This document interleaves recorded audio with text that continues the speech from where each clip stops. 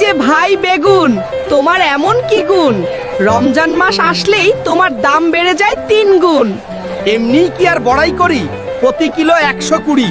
রমজান মাসে সব রাঁধুনি বেসনে ডুবিয়ে আমায় ভাজে বেগুনি। গরম তেলে আমায় ফেলে যদি হয় ভাজা, আহা খেতে কি যে মজা। তাই তো রমজানে আমি সবজির রাজা। নুন হলুদ মাখিয়ে যদি ছেড়ে দাও তেলে, দেখবে কেমন তেলে বেগুনে উঠি আমি জলে। শুনলাম তুমি নাকি পকেট করছো খালি, তেলে বেগুনে রেগে সবাই দিচ্ছে তোমায় গালি। গালি দিলে কি হবে ভাই, আমায় তো সবার ঠিকই চাই। রমজানে খেতে চাইলে মুড়ি, আমার যে নাই কোনো জুড়ি। এমনি এমনি কি আর এত বড়াই করি? আরে ভাই বেগুন, আমারও কি কম গুণ? ডাল ভাতে ছিলাম আমি নিত্যদিনের সাথী, এখন আমি রাজকীয় অমূল্য এক হাতি।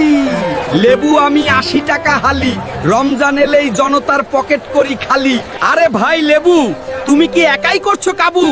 এই যে আমি শশা কিনতে গিয়ে জনগণ পায় না খুঁজে দিশা, পায় না খুঁজে দিশা। প্রতি কিলো 100 টাকা ধরে বোকার মতো জনগণ নিয়ে যাচ্ছে ঘরে।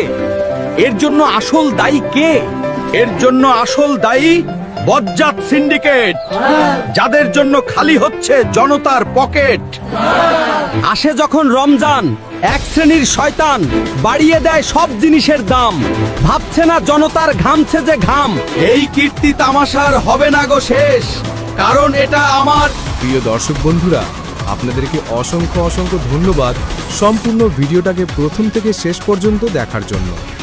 ভিডিওটা যদি ভালো লেগে থাকে তাহলে অবশ্যই ভিডিওতে একটা লাইক দেবেন এবং ভিডিওটাকে প্রচুর প্রচুর শেয়ার করবেন।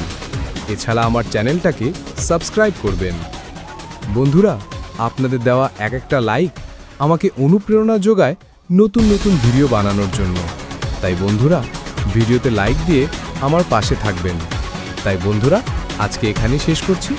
এরপরে আবার নতুন কোনো একটা ভিডিওতে দেখা হচ্ছে আপনাদের সঙ্গে। বন্ধুরা, আপনারা অবশ্যই ভালো থাকবেন, সুস্থ থাকবেন। দেখা হচ্ছে পরের ভিডিওতে।